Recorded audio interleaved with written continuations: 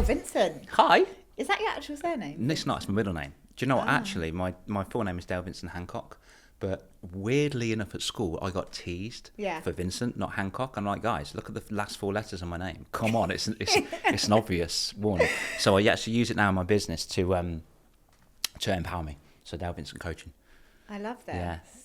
And so we were voice noting the other day. We were. As we love to do. I think you even like to chuck a few little videos in there as Just well. for funsies. It's really fun. Yeah. And you said something that stuck with me. I was like, go you. You said to me, you found an old payslip from when you were a teacher. Wow. And you looked at this payslip and you saw that the amount that you were making per year is now the amount that you're clearing in some months in your business. How crazy is that? Awesome. Talk to me about this. Oh, gosh. What do you do now and what's changed? Okay, so it was really, really insightful for me, and it was almost like a huge dose of just gratitude for myself going through all that hardship, because if you want something you never had, you have to do things you've never done, and that zone of uncertainty is so scary. So all I wanted to do, Sarah, when I was a kid, was to be a teacher, a PE teacher in the town that I lived. Achieve that. Harris C of E School. Don't know if it's over there, but Harris C of E School. I was teaching there for, about 4 or 5 years or so. Teacher in total for 12 years. And it was brilliant, but I just had such a painful time. I was being picked on by a deputy head, not being bullied. It wasn't fun for me. The amount of workload was crazy, 55 hours a week and only getting paid 37. And I left through all that pain. And it was good. It was good. I needed that just to give me the propulsion to do something different, to like really, really change. And yeah, like I mentioned to you the other day, I saw a paycheck because I was doing a lot of clearing. I think it was like £2,500 a month, roughly. I only came out with 1,900, but in total it came to like 25,400 and something K a year. And over the past 11 years of my journey, I quit teaching to become a life coach for kids. It's more than that. I'd say neurodevelopment coach for kids. I went international, which is really cool. I wrote a book, making sales on that. I've got an online course. I've now got a coaching agency for amazing, inspirational, powerful, ambitious, confident teachers that want to do more with the skills they've acquired from the education system and impact more and have a better life for themselves and their family. And I show them literally what to do and how to do that. And obviously I'm getting revenue from that as well. And it's crazy. I had no idea. It was literally unfathomable that this has actually happened. But to earn roughly anywhere between 20 to 30K a month when I was getting that a year is wild. I'm speaking in the school as well, actually. 2 things, actually. I quoted a school, a Cotswold school, brilliant school. I was in there for an hour talking about the worry monster and using the worry monster to overcome exam anxiety, which is really important. Something hit me today on the way here, and I'd love to dip into that ever so slightly to help them with exam anxiety. And I quoted them like £512.40 because of travel. And then in September, I'm going into a school, Holton School, brilliant school. There are some amazing schools out there that understand the value of a kid's mind, and I'll be quoting them £2,595 for the day. Literally, that's what I was getting a month. Not even that, because obviously that was before tax. So yeah, and today actually, just to polish off this sentence, I was almost late for the train. Glad I made it. And I was rushing up and I met this lovely lady. And I couldn't come to you. We went to do this before, didn't we? But unfortunately, there was a fatality. And the lady said, yeah, we get a lot of them around this time of year. And I was like, why is that? And she said, just because it's exam season. And literally my heart sunk. I was just like, what? That is wild. And instantly I said, but exams aren't even important. It's very arrogant for me to say that because I've been on both sides of the teacher's desk, so I kind of know. But for a child that's been almost indoctrinated and put all their value on sitting a test, a standardised test, and getting a result from that, that's their life. That's so important to them, and they put all of their worth, their self-worth on that, and it's not that at all. And I just thought, God, imagine, and I don't want to imagine it, but imagine if that was a teen or a young person doing GCSEs or A levels, and they just, it's ended it. They haven't even got their results yet, Sarah.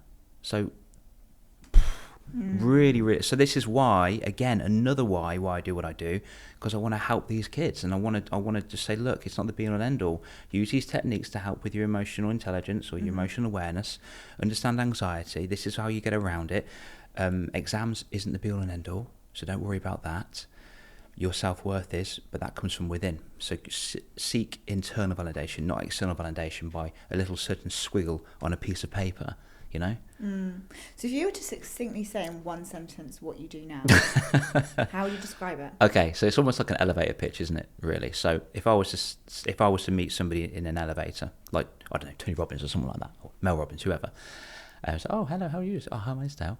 I'm an international confidence coach for kids. I like to use confidence as a tool against anxiety and depression for later on in life. Amazing. And you've done this now for 11 years? 11 years, and as you know, the entrepreneurial journey is wild. I didn't even think I was going to do this. It didn't even make sense to me. I did so many other things when I left teaching. So I left because I just had enough. And I went into drop shipping, didn't work. I went into property, didn't work. I went into Amazon FBA, didn't work. I was learning to be a dating coach for men because I know how to speak to women, and that's it. And I had all the techniques. I built an online course there. It's really cool, actually. I need to see this. Absolutely, you're not seeing that. We're going to go there in a minute. We're going there. Look how uncomfortable you maybe. But it was. I just apparently I had a talent for it. Or when I went on a night out, this is crazy actually. When I went on a night out, the chaps used to say, "I'll go and speak to those girls over there," and I didn't care. I just didn't care. So I went over to them and just polite and nice and said, "Hey, whatever." Every single time. Until something hit me square in the face, which was one time, a very long time ago, I was in a coffee shop and there was this girl that came in and I thought she was really attractive, she was cool, she liked coffee, so my type of girl, and I just didn't want to speak to her. I was scared. And the reason why I was scared for inside, and I literally almost got analysis paralysis, thinking, watch this, that. The reason why, I believe, was because when I was on a night out, I was kind of showing off and being egotistical to my friends, saying, "Hey, look at me, I can do this, I'm the alpha," kind of thing. But there was no one around me. It was just me by myself speaking. All I had to do was just say, "Hey, I hope you're okay, hope you're doing good," whatever, could have said anything. I was petrified because it was more internal validation as opposed to external validation. And that really led me to think I need more confidence. I got coached by somebody, and he, Bevis, amazing man, and I asked him, "Is anyone doing this for children?" And he went, "Dad, I'm well known in the industry, no one's doing this for kids." And I was just like, that's wild. So everyone's heard of a life coach, but nobody's heard of a life coach for kids. And he was just like, "Nope, you can be the first if you want." I'm like, yeah. So why do kids need life coaching? They haven't lived it yet. You could say the same thing about, why do kids need maths? Why do kids need science? Why do kids need to understand how the body works? We need to give children the tools in order to not just survive for their future, but thrive, and help them with confidence, resilience, social skills, friend-making skills, understanding conflict management, how to work a blooming washing machine, because I didn't. That's an embarrassing story. If you remember, we'll circle back to that. How to do a mortgage, what finances is, how to open up a bank account. I didn't know any of that stuff. This is what they need. So when you can ideally prepare a child for that, for their future, they won't overanalyze, they won't be overwhelmed, they won't overthink, they'll just know how to do it so they can focus on other things in their life, like, I don't know, a family, or start a business, or work on their passion, or do a YouTube channel. Apparently, there was a stat that came out that basic secondary school kids, 11 to 16-year-olds, what they wanted to do in a job, over 26% wanted to be a YouTuber. Fine, let's learn how to do it. Let's go.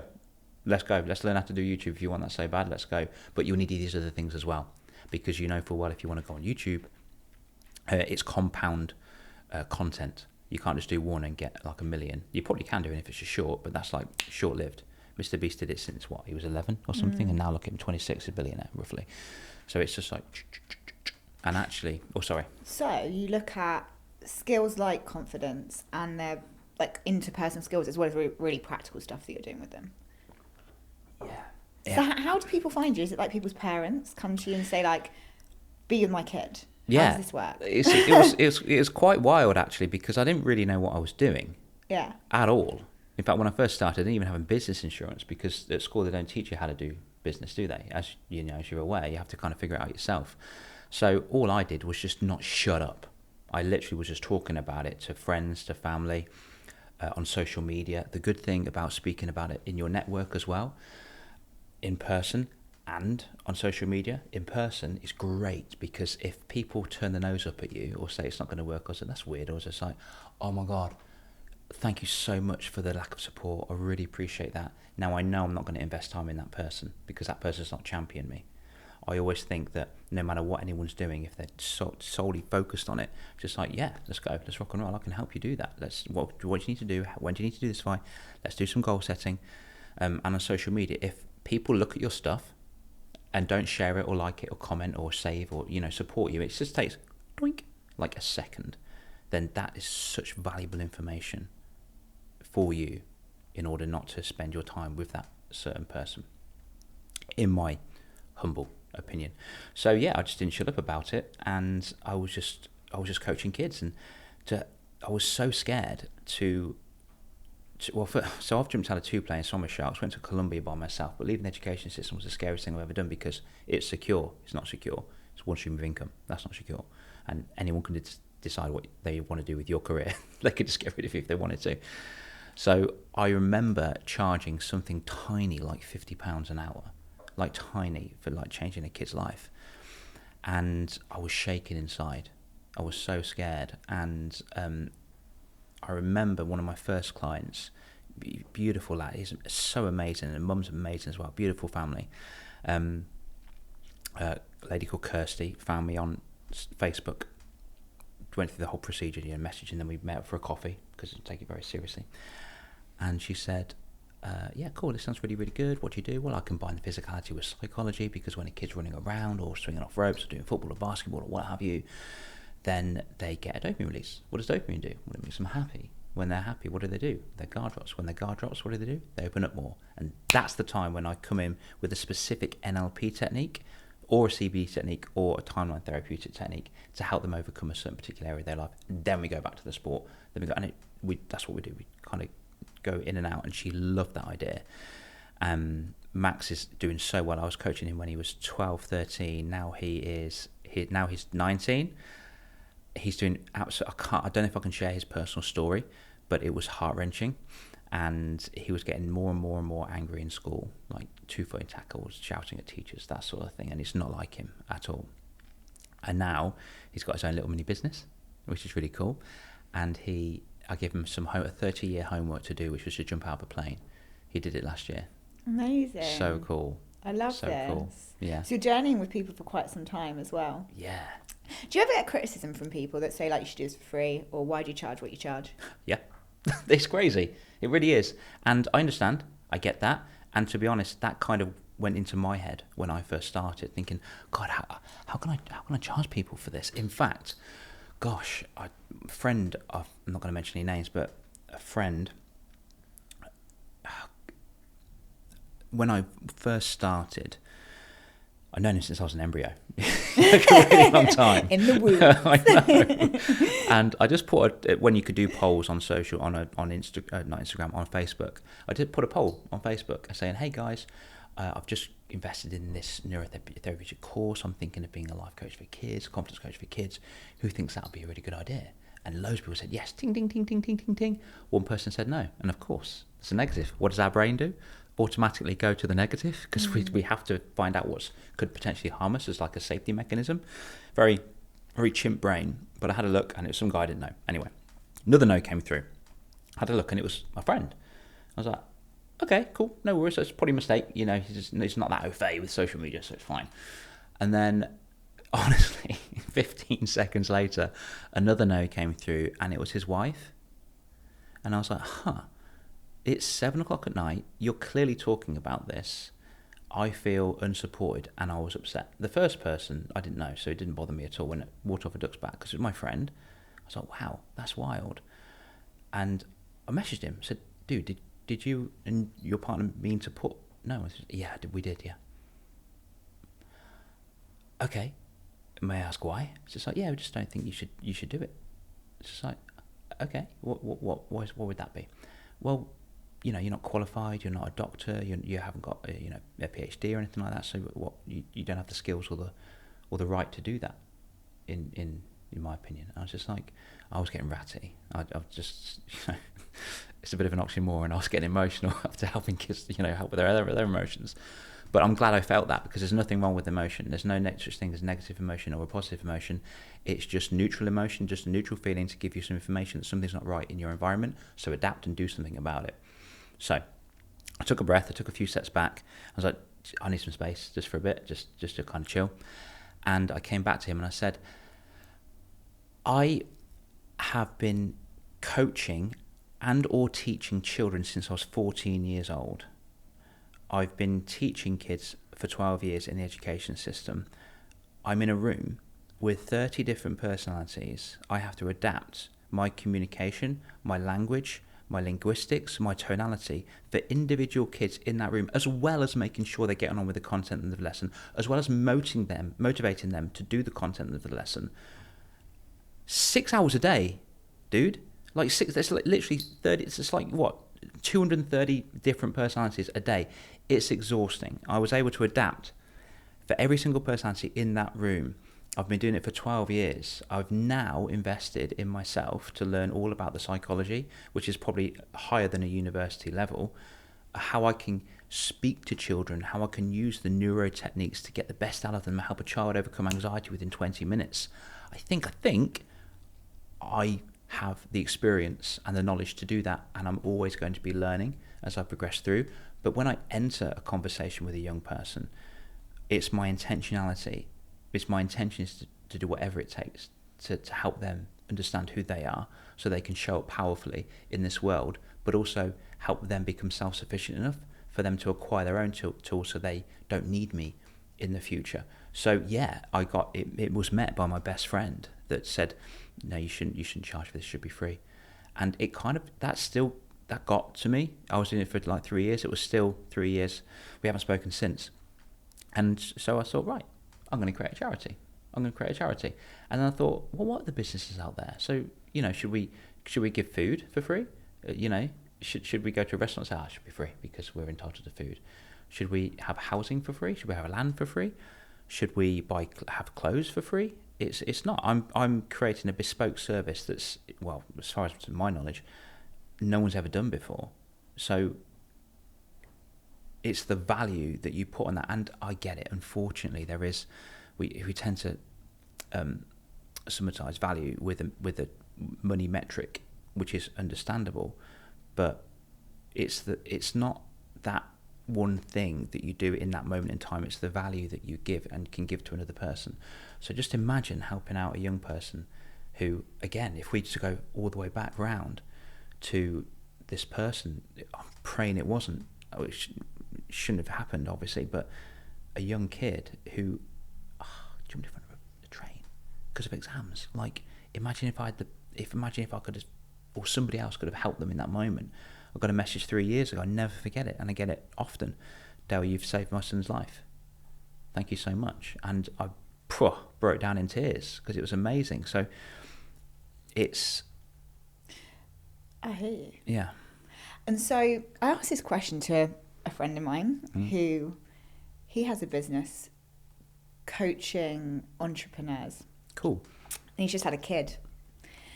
Obviously, like with your services, they cost, a fair amount, maybe more than some people may be able to afford, but they're vital for how you interact and help children survive and navigate through life. Do you think broke people should have kids? Do I think broke people should have kids? I had a conversation with somebody the other day who I truly respect, and we were just spitballing ideas and things like that. And we came up with a kind of like a little bit of a thing. And I'm going to polish this sentence off with what I've experienced when I was in the education system. So everyone on this planet is entitled to have children. It's cool. It's great. It's amazing. In my opinion, I would like to give my child the best start in life. So if I was going to take, relationship to the next step and have children, before I do that, I'm going to get in phenomenal shape. I'm going to make sure I'm conscious of what I put into my body. I'm going to make sure that I'm operating at a really, really high level. I'm going to work my ass off for business so we can give them a nice flying start. I'm not going to give them any money at all. They're going to do it themselves. But I've always got backup. I've got a few little plans of how I want to do this, by the way. So 4 areas to give the child a best start in life, and you can either decipher whether it's a yes or a no to that question after this, is number 1, two human beings should be healthy, like fit and healthy, maybe, and I don't really agree with the BMI metric system, but in a certain level of BMI kind of thing. I'm well over that because of my muscle mass, so I'm actually heavier. Shouldn't be. So, you should be active at least 3 times a week, whatever. They should have a certain level of income a year, anywhere between, at least 40k a year coming in, to make it sustainable for the child as well. They should go through a psychometric test, so like a mental health test. The stories I've heard, I'm so for that, because it's absolutely asinine what I've heard, even in my local area. And I'm sure you can use your imagination what some people do to these young people. It's poof. So the final one would probably be in a committed relationship. Could be gay, straight, doesn't matter. Okay, so committed relationship for a certain amount of time, maybe 3 years, 2 years, I don't know, whatever it might be. You've got to make sure that you take a mental health test to make sure you're safe to raise a child, to have a certain level of income, at least 40k, and to be in a certain level of physical health, not peak athletic physical health. So I would say you can, but I wouldn't advise bringing a child into this world if you are completely broke. I don't think it's fair. I think it's unthoughtful and a little bit selfish doing that, because you are literally their sole provider, and you're not going to give them a fighting chance in this world. And it sucks, the fact that we live in a society which is just inflation's ever increasing. But yeah, I guess that's just the way it is. And times in the UK are harder for most than they have been. You were in the education system some years ago. What do you think of the UK education system? It's amazing. Oh my God. Okay, so I would say that the UK education system is phenomenal for 20% of young people. What does this entail? Well, the kids that are able to sit down and be quiet, the children that are able to be obedient, the children that love a little bit of maths, a little bit of English, a little bit of science, the children that require gold stars or praise for grades, not hard work. Perfect. Perfect for them. But the other 80%, absolutely not. It does not serve them one bit. The education system, and after being on both sides of the teacher desk, I can see that it does not serve at least 80% of our young people. They just don't get championed for thinking outside the box. They're rude for putting their hand up and challenging the norm. They get praise for a certain standardized result. They get compared to other students in class if they didn't get a particular result. They get indoctrinated into learning stuff which is not going to serve them. The classic is obviously Pythagoras' theorem. Come on. I mean, to be fair, I smashed it. I was so proud of myself, but you tell me to do that now, no chance. Absolutely no chance. I could not do Pythagoras whatsoever. And it's irrelevant to me. Absolutely irrelevant. It was, I mean, you know the story. John D. Rockefeller, 150 years ago, literally quoted saying something like, I want a nation of workers, not thinkers. So they put all these children in a space which is so similar to that on the picket line, and also similar to that in prison. I mean, if you think about it, they're all sitting in rows, just like on the picket line. They're all facing forward. They're learning stuff which is not going to help them become free thinkers. They're just going. There's a bell that goes off, and when the bell goes off, you're allowed to go into the courtyard. A little bit like prison, maybe. Another bell goes off when you're allowed to go and have food, just like a canteen. And the canteen system literally looks like in prison, right? Doesn't it? I don't know if you remember that. It's crazy. They have to put their hand up if they want to go to the toilet, just like on the picket line. It's not created for amazing young people that have got so much potential to do more on this planet. It's created to indoctrinate. So there's two types just here. In fact, the word education derived from the Latin for educe, which means draw out, not put in. What's our current education system doing now in the UK? It's putting information in. Hey, Sarah, you need to learn about some guy who was about 80 years ago, Shakespeare. Learn his stuff. That'd be really cool for you. Learn Pythagoras. Learn covalent bonds. Learn the order of the planets. You can literally just find that in seconds on your phone. We're not creating people that can actually utilize that and be problem solvers. You don't need that information. So what they do is they teach children this information, and when they learn that information, it becomes obsolete in their future. It's absolutely crazy. They don't need that information. What we need to do, like I said, Latin for educe means draw out, find out what's inside that young person's head, what they love doing, what they're passionate about. It's almost like ikigai, the Japanese term for reason for being. You need to find out what the kids loves doing, what the kids are good at, what the kids can potentially get paid for, and what could bring service to the world. When we find out those key areas, we can work all around that and create some amazing projects for young people so they can actually become free thinkers and actually do what they love to do on this planet. And obviously, know how to run a house too. But no, we don't do that. So if a parent, it comes back to our question about maybe broke parents, if a parent has got money or not got money, their child would either be educated or indoctrinated. So the parents that have got money, their child will be educated. Private school system, independent school, Montessori approach. The child that the parents doesn't have that lot of money will be indoctrinated. And that's the state school system, the way it is. See, I was brought up by a teacher. My mum was a teacher. And my sisters are teachers. Oh, God. But my mum brought me up very, how do I say it? Not indoctrinated. She was very creative. And I remember her saying to me maybe about a year ago, she was like, "I'm so sorry, Sarah." And I was like, "What are you sorry for?" She's like, "I'm sorry for sending you to state school." I'm so like, "Is that?" Yeah, that's like the main education system. I was like, "What do you mean, Mum?" She's like, "Well, I see you now. I see you're an out-of-the-box person. And I see that you're a free thinker. I see what you've created in entrepreneurship and the way you live and who you are. And so I just think I could have sent you to a different school to encourage these things." I was like, sometimes you need the difference to bring out more of who you actually are.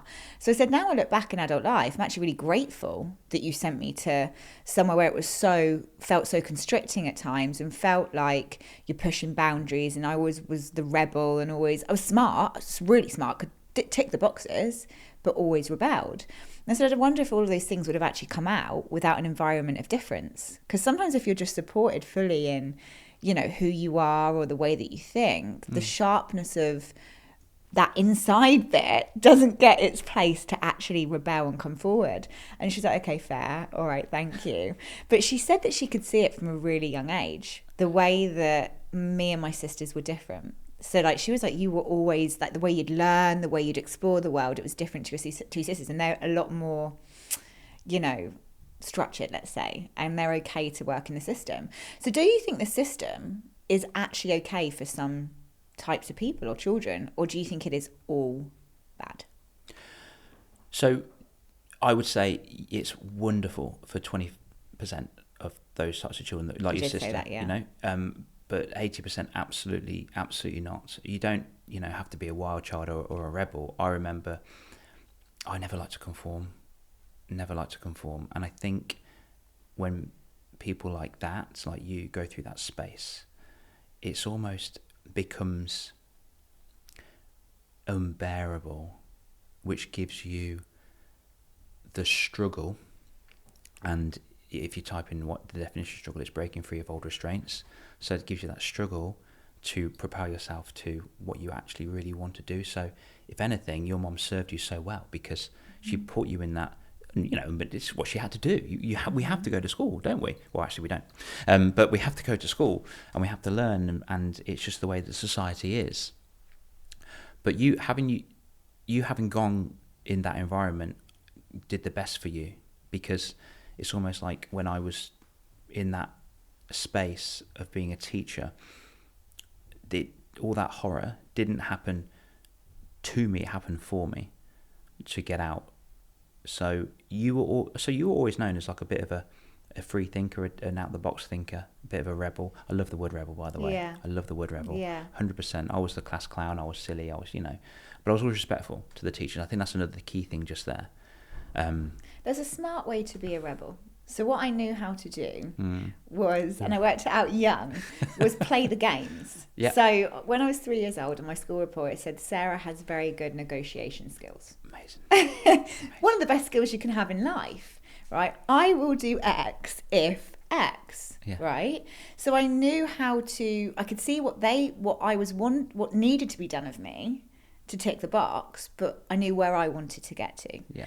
And I would always, because of that, be put into like leadership places, head girl, prefect, this, all that sort of stuff. So I could tick those boxes. Academically, I was good, but I would cause chaos. And that sort of came out more and more as I got older. How do we break this rule? How do we push this boundary? How far can we go?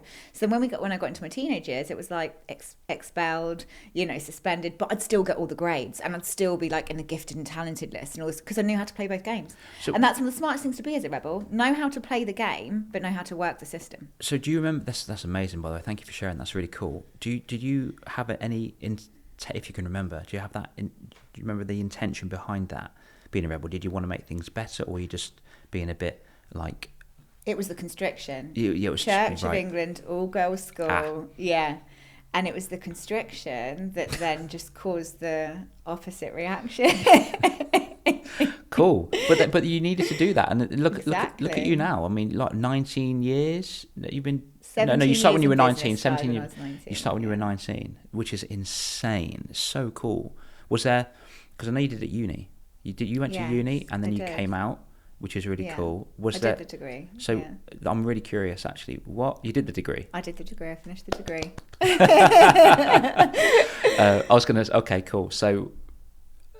I don't know the stats. It's really, really cool stats. Something ridiculous, like only 13% of people use their degree, which is wild. Clearly, I don't know if you have or haven't, but was there, for you to take that next scary, because it is scary going all by yourself, for you to at 19 do what you did? Was there a certain like trigger moment, or was it the fact that from your early teens that built up and compounded, I'm just going to say pain, it's probably not pain, but compound resistance led all the way up to that point just there? Or was it just like a doink, no, I'm going to change, I want to do something, I can't be led by other people? So on a very practical level, I was working in nightlife, I was making great money, I did a couple of internships in the city and was like, this is not going to be my life. Yeah. Cool. And knew what I didn't want to do.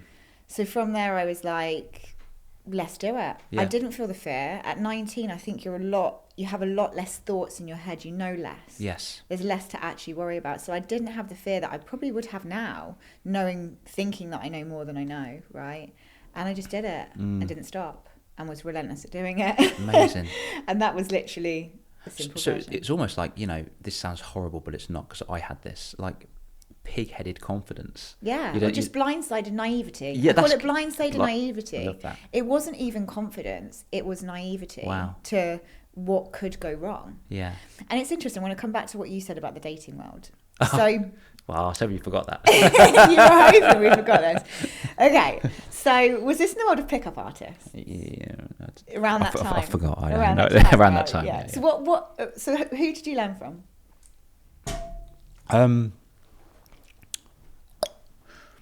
There's a guy called David Delalio. I saw his stuff. And I didn't know that this was a thing. I just knew that I needed to get out of the education system. Yeah.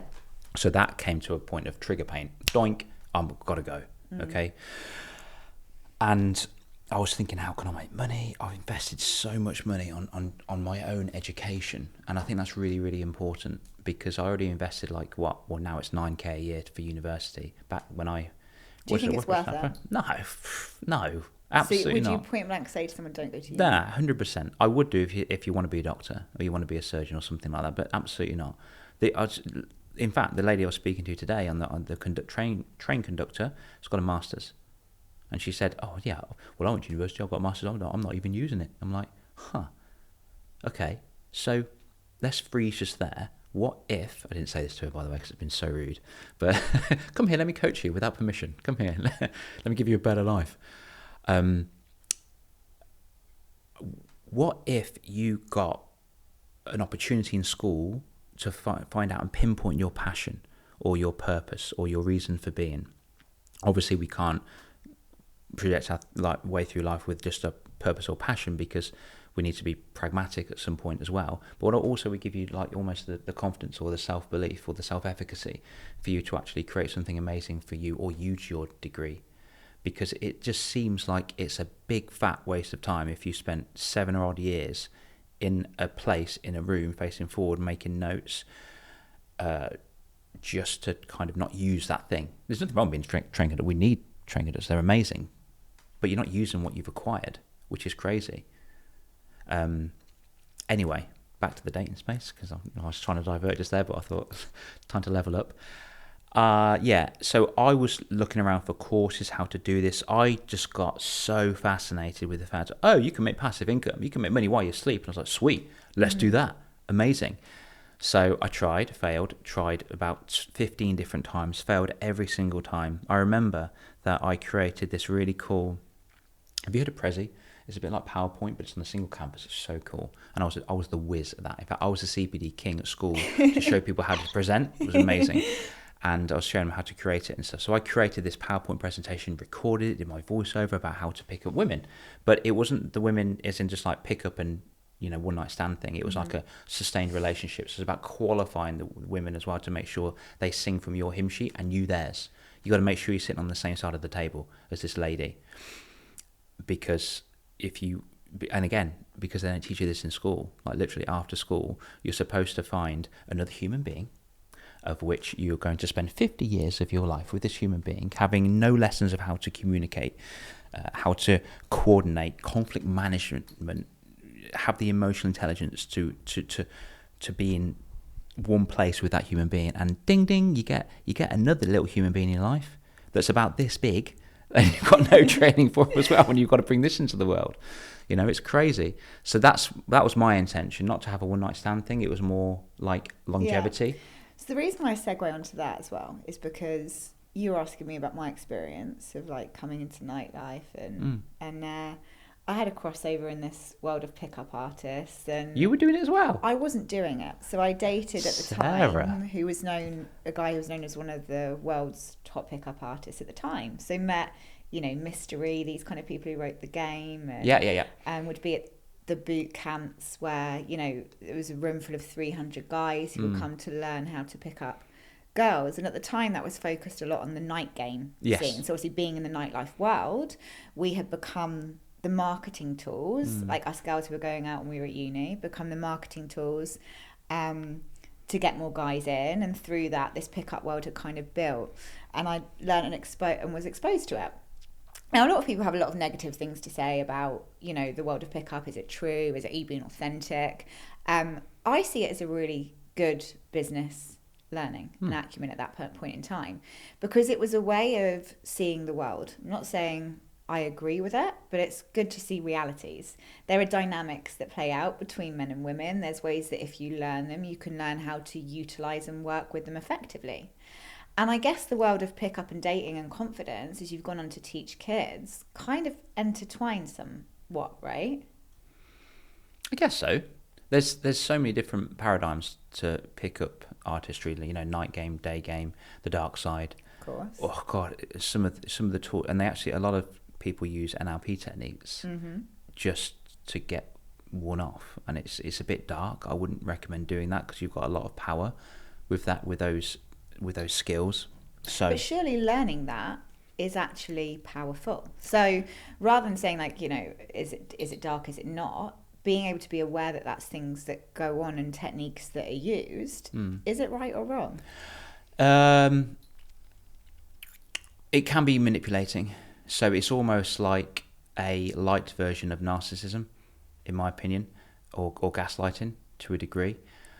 That being said, I think that many men on this planet do not have the capability, unfortunately, because they haven't been taught, or the skill, because they've been distracted with either social media or gaming or this incel culture that's happening.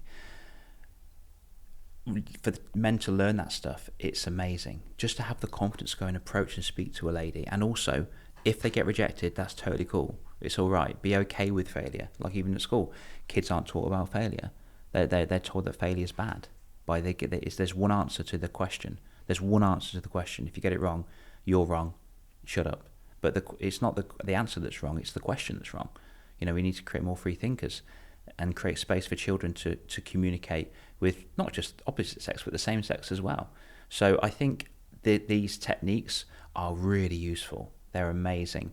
And if it were to give a man confidence to go and approach somebody they find attractive, then in my opinion, I think it needs to be done authentically and honestly. How do I know this? Because I've done it both, and I was a bit smarmy.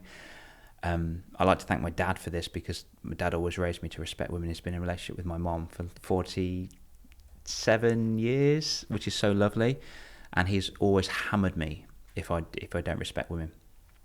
And I think that's really, really cool. So I think what has to come into this as well is your own self-values. And again, not to an education system. Children don't know their values. They don't know where they're going in life, and these values are enough to give them motivation to go in their own direction in life. So I think it can be the skills that you pick up can be great, but when it's almost like I said, it's almost like, I mean, as long as no one's getting hurt. So I was just going to say, maybe that's a bit harsh me saying like a short period of time of narcissism or ego or whatever it might be. Again, this, I guess. And don't you become the thing? So if you practice a skill for long enough, it actually becomes part of who you are and how you operate. Yeah, neurons fire together, wire together, don't they? So yeah, absolutely, 100%. And I think if anything, kind of reflecting, you made me reflect now, Sarah. Well done. You made me reflect on my ability to go out and approach people, which is a bit scary, especially because a lot of people these days have a fear of rejection. I'd guess that I wouldn't be able to have those skills, those communication skills, to speak to potential clients or market myself or get my phone up and go, hey, my name's Dale, International Conference for Kids. I like to just come, that sort of thing. I think that's all woven into my journey to help me find my ikigai, my reason for being on this planet. So yeah, I think, like you say, the crossover is fantastic, but obviously it's the techniques that's going to help me, get and serve more people. So what do you think in the UK can be done with the schooling system to make it effective for that 80%? Okay, so I've been thinking about this a lot, and I love the Montessori approach, which is more, creation, more leaving children to their own devices. I think that's really, really cool. So to expand on that, I'm a little bit aware. It's a kid would come in, maybe be free to play with the project for as long as they want, work on that. Are they given? They must be given some sense of direction. Yeah. So it's almost a bit like guiding, mentoring, or coaching to a degree, but there's no standardized tests, or there's not learning for a test. Okay. Which is really cool. So I think it gives them a chance to explore themselves and their environment around them. Forest school is pretty cool as well. My little river does that. Hey. My nephew. Oh my gosh. Yeah. He loves it. And he's such a smart 3-year-old now. Yeah. He's great. I'm going to get my little river to do the same thing. My little nephew. He'll be definitely doing a lot more adventure activities and things like that. But what I think would be really cool is, and I'm in the middle of creating something at the moment, is to have children understand the basics of the world.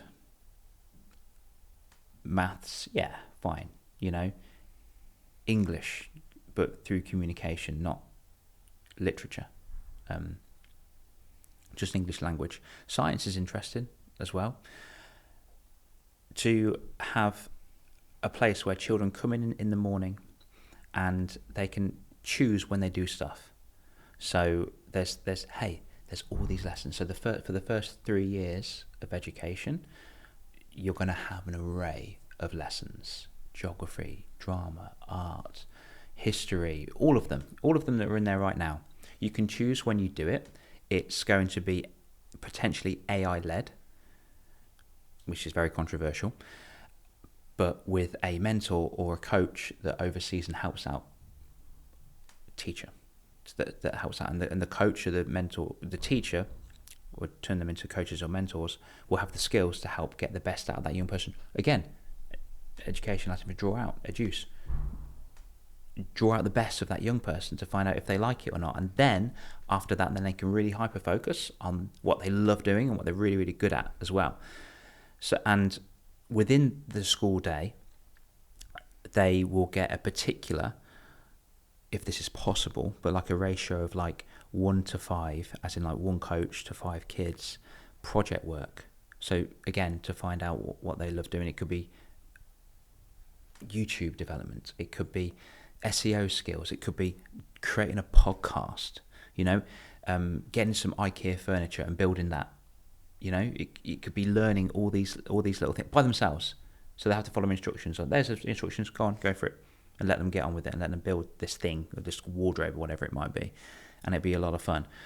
Also to get speakers in, or if that's possible, so people that are probably maybe in education or other people that want to inspire and open up the child's mind, because I had no idea I was going to do what I'm doing today. I guess you didn't as well at school. No. But we just kind of authentically accidentally landed upon this, and now it just brings us alive, right? Doesn't it? It's really cool. So how would I change it? To sum it up, I would say that we could have a combination of coaches and AI to help a child find out what they love to do by going through all the subjects, but they pick and choose their day. They don't have to be in there all day. They can come out and they can go home, or whatever it might be. They need to learn how to use tech, AI again, because it's coming. It's already here, and it's amazing. It's absolutely fantastic. The education system now is not helping a child. It's helping a child become obsolete, because so many jobs are going to be replaced by AI. So how about we find out a way how to utilize that and become different from that, and acquire skills that AI can't really do. So it's almost like you've got all of these subjects. Go in, take your pick. What do you want to do? Let's create your school day. And what's amazing about that is they will cultivate their own learning. So they will go in and be like, right, and I want to do this day, this day, this day, this day. Cool, let's go. I'm going to do that. It might be a bit messy, but it gives them a chance to take responsibility and accountability for their own learning, which again will bring down behaviour issues, which will help them increase attainment in school as well, if that's important. And I would probably take away. I genuinely believe that tests aren't necessary. We're just teaching kids to memorise and not think. Apparently, memorising things is really intelligent. Fine, that's great. But when you're taking the chance for a child to fail and be a free thinker and robbing them of that capacity, you are not helping them to thrive in life. You're just pigeonholing them and putting them in one little space. So, sounds great. Resources are never going to be there in this country. Let's be real. No. And so therefore maybe slightly idealistic. Do you not think discipline, regulation and rules has a place for a young child. Like this idea of being a complete free thinker when they that young, is it actually right and possible? Love that, because I was coaching this family and it was amazing. And there was this little lad who wanted to do rugby, and he didn't want to do it after the first session. And as a family, and me on the outside, I said, no, you're going to see out the whole season and then you're going to decide. And that's called discipline. I know you don't want to do it, dude. That's just the way it is. And you're going to hate me now, but you're going to thank me later. Because sometimes in life we have to do things we don't want to do. And if we make a decision, we have to stick with it. And then after we go through that, then we can decide if we don't want to do it. He loves it. He's gone for the set season, and he loved it. We always go back to that as well. Just say, just imagine if you quit. Imagine if you didn't want to do that. And I know that. Do you know why? That wasn't you. That was your little chimp. That was your little monkey brain that got a bit scared because of A, B, and C. But you're only scared because you didn't know what to do. Now you do know what to do. You're amazing. Isn't that so cool? So discipline-wise, are we talking about behaviour as well? Is that where you're going down to? Yeah. So I would say that if we were to have children go into this school or a consortium or whatever it might be, it is completely down to the parents to have that ability to coach, parent, mentor that young person that they've just brought into the world, behaviour, conflict management, how to be sociable, how to respect other people. And throwing a chair at a teacher or another student is not respected and completely not tolerated. If I was to do that right now, I would probably be arrested. Okay, so it shouldn't be down to the teachers to solve and understand this child's way of behaving.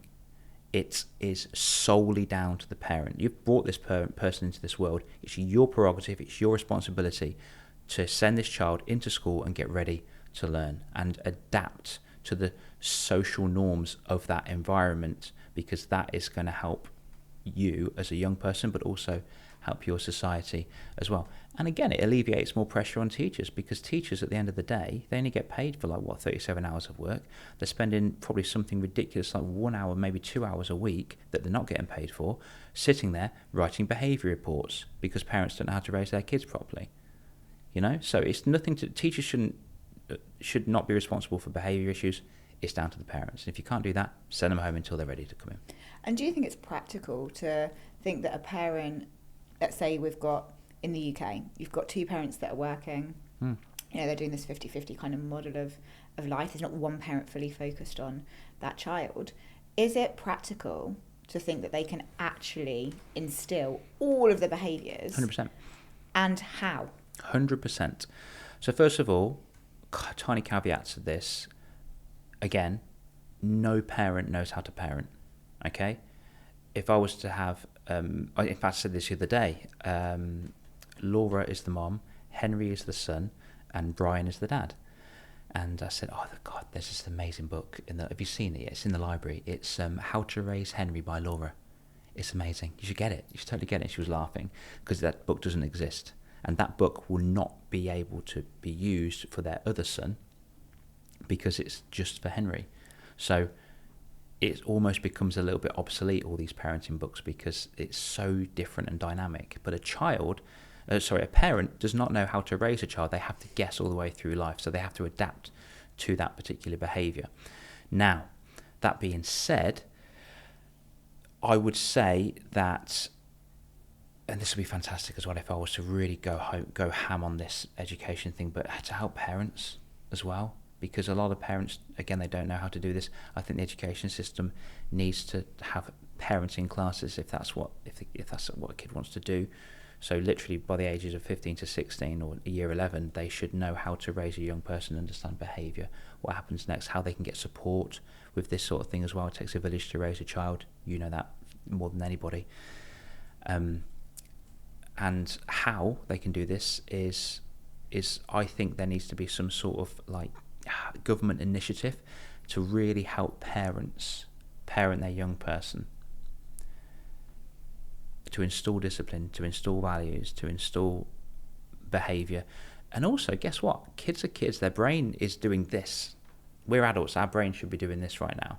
Okay, but kids' brains is all over the place. It's developing so hard. They're only interested in social, only interested because that's the third phase of life. So when the head's all over the place and they do make a mistake or they do something that's a bit out of character or goes against the social norms physically that could hurt somebody, then that needs to be made accountable, and the child needs to understand how to be accountable for that. Say sorry, apologise.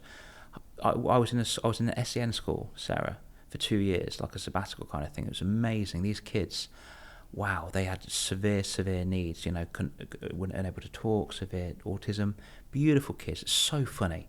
Like, not to obviously laugh at, but to laugh with. They were so cute and adorable. It was so funny. And there was this one lad, Uzi, and he was so strong, like 15 years old, bigger than me, like taller than me, bigger than me. And he was unable to manage his emotions, not all the time, but sometimes. But when he let go. Everybody had to get out of the classroom. The head teacher had to come down, who's quite a big chap himself, and lock the door. So he just remains in there to calm down. And honestly, the room was chaos. It was a absolute mess. Like a bull just went in there and just went to town on everything. And when everything calmed down, if it was going to get too much and he was going to hurt himself, there was this policy called train to teach where you secure him. Okay, we had to learn that too. Rarely got to that stage. But when everything went down to the calming down phase and everything was okay, every single time, every child, not just Uzi, but every single time the child spoke to all the people in there and apologised for that and helped tidy the room. And it's just like, wow, if a child with those severe needs can do that, it's just installing that behaviour, that aftershock of like, okay, cool, I've done this, what do I do now? So if I was to say something to insult you right now, it goes without saying I didn't learn this, but it would be nice for me to apologise. Sarah, I'm so sorry. Like, I didn't mean for it to come out like that, but if you said that to me, I would be so offended right now. So I'm really sorry. I didn't mean it like that. You don't have to forgive me now. We can talk about it later, but I'm just sorry for that jerky thing I said, And it's just nice. And I think that social conflict management behaviour is key to install in our young people, young as well. How do we do this? Maybe we could help parents again set up routines for their children, not give in to games, not give in to social media, not give in to a phone when they're bloody 8 years old. Don't do that. You are, as an adult, unable to use your phone, let alone this 8-year-old who's just stuck and glued to it. There's no phones. You're not there to be a friend. You're there to be a parent. That's it. You're there to be a parent. You're there to raise this young person, to give them the tools they need to thrive, be part of a respectful society, not give in to them because they complained once about not having a phone because their best mate Tommy has got a phone. Great, Tommy's got a phone. That's cool. Good for Tommy. That's absolutely amazing. You're still not getting a phone. Oh, please no. The worst thing you can do as a parent, with my experience of not being a parent, but seeing it for 11 years and doing all the research that I've done, been on all the training I've been on, is to say yes after you've said no. Wow. Because the next time something doesn't go their way, it's going to be even harder for you to say no repetitively until you get to that point. It's going to be absolutely chaos as well. And again, certain experiences I've had with parents that have left it too late. I was working with 2 boys, bless them, in the same household, 17, putting holes through the walls, smashing it, moaning because they didn't get a particular car. Do you think a parent can change that? That's quite extreme, and I don't think the parent can change that. I think they can, but it's going to take a lot of hard work and a lot of pain, and it's almost like going to be another job for the parent. So this is why we install these behaviours in the imprint phase, which is from 0 to 7. There's a guy called Dr. Bruce Lipton who's amazing, like so many PhDs, really cool guy, and he used his degrees, which is great. And he diagnosed the imprint phase, which is from 0 to 7, where every single behaviour that's learnt in that phase just there, they will keep until they're older. There's a quote by the Corinthians: "Give me a boy till he's 7, and I'll show you the man." So it's those first 7 developmental years. Yes, absolutely. So I think there needs to be a plan. It'd be really great if a family, it's almost like an organism. The family, it's like, this is the family statement. This is the family values. This is our mission. These are what we like. These are our dislikes. These are the non-negotiables. These are the sanctions if anything happens. Well, that sort of thing. I was lucky enough to spend a week with a man called Sean Newman, and we went to Wim Hof. So we did the Wim Hof. Yeah, it's really cool. It was so cool. Well, freezing actually, not cool. So he's the Iceman for people that don't know Wim Hof. And we met him. He's a brilliant guy. And Sean's got 2 children, Tyler and Summer. And Sean came from nothing, absolutely nothing at all. He's done very well in the estate agency business, very well. Really cool, humble guy. He always had the values of the family values on the wall, and they all came up with it together. Like his children, obviously wife Caroline, came up all together, and they stuck to it, and they made sure they did that as well. And if anything goes out of hand, like if Tyler shouted or threw a pillow or whatever it might be, there was no shouting back. It's just like a conversation. Conversations like, that's what we do. This is what we do. No one taught him that. He just did it. When Tyler was 16, Sean, the dad, bought Tyler Tony Robbins UPW tickets to do that. It's absolutely brilliant. Now Tyler's just crushing it over here in London in estate development. Summer with her partner Matt, beautiful couple. They are screaming on social media. They've done so well on YouTube. They go around houses, display houses. They're in LA at the moment. They're living their dream. It's really, really amazing. I think it's because, and yeah, there were fallouts obviously, but because they treated their family like a whole system. It's like 4 pieces of the pie. Yeah. You know. I read a book once called Family Fortunes. Okay. It spoke exactly about that. How you create generational wealth. It's a mindset. It's the whole unit. It was money focused, but very similar. Values are key. Well, is there any way that people can connect with you, learn more about what you do? Maybe they've got kids listening in and they're like, let's check out some of Dale's courses. I need some of this help because I don't have time. That would be me as a mum. I'd be like, how am I going to have some help? Well, I was thinking actually, so if you want to know more about helping your child develop in this world, then contact me directly at Dale Vincent Coaching. I've got a team that message people, but we'll put your link in there. Yeah, and also just say you can I don't know, we can think of a code or something. We can put Sarah Moxon or provocateurs or something, and I'll jump on a call with you, and we'll have a little free consultation call, and we can have a little chat and see what we do. But if you are a teacher and you want to do what I do, then again it's the same place. Just contact me at Dale Vincent Coaching. I'll give you a shed load of resources, a shed load of information of how this could actually work for you, how you can do what I do and I've been doing for the past 11 years, and how you can turn it into a successful life coaching business for children. So, yeah, thank you. It's been a pleasure. Thanks for having me. It's been so cool. I love it. It's great talking about some different stuff. I've never spoken about education with anyone on a pod. So, really? Yeah. Look at that. Love this. Thank you. Sweet. Thank you for having me. Yay. It's been fun.